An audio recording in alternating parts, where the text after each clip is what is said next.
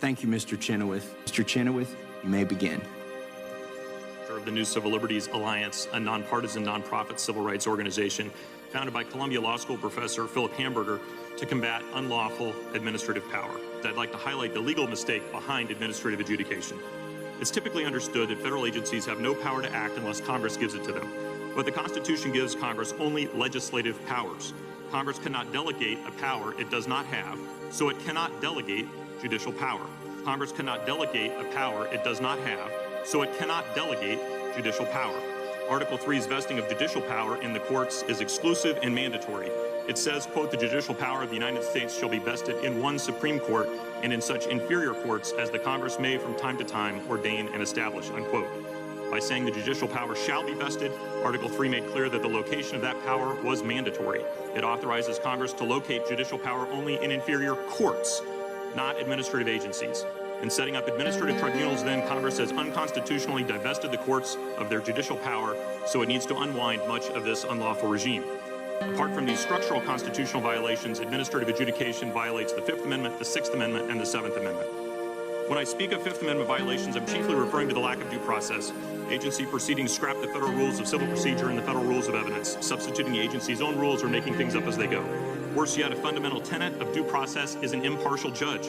They routinely shift the burden of proof to the respondent. They are beholden to their agency for their very employment.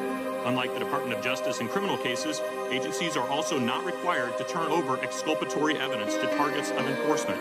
So even if the agency has proof of your innocence, it doesn't have to share that with you. Where is the justice in that? Sometimes the due process violations are even grosser.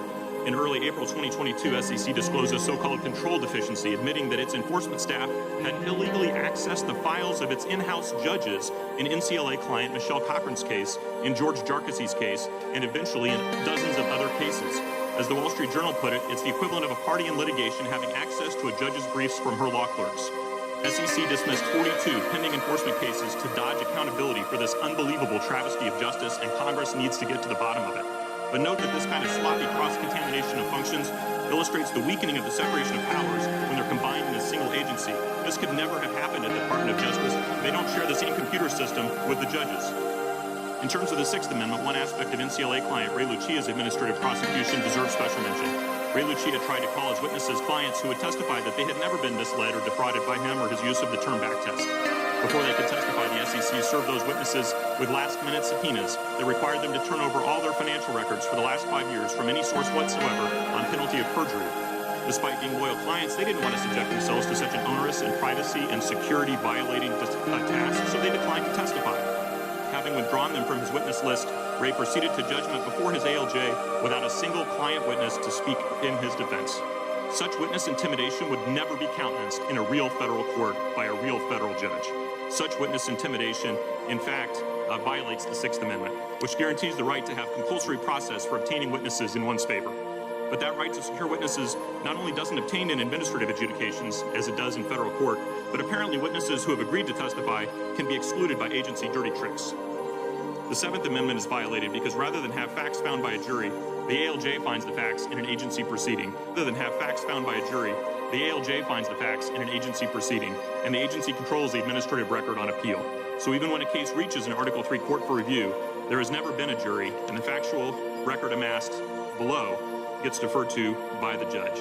The Seventh Amendment guarantees the right to trial by jury in suits at common law. It thereby applies to all civil actions other than in admiralty and equity, including actions brought to enforce statutory rights that are analogous to common law causes of action ordinarily decided in English law courts in the 18th century.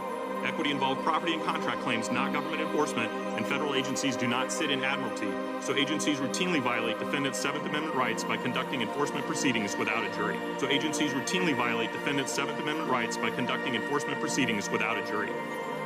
For all these reasons, administrative adjudication is an abomination. Administrative adjudication is an abomination. Administrative adjudication is an abomination. It supposedly provides expert judges and more efficient proceedings in exchange for the denial of due process protections, but in truth, ALJs are not experts. Administrative tribunals are not efficient, and the denial of due process in agency tribunals with structurally biased umpires is pernicious.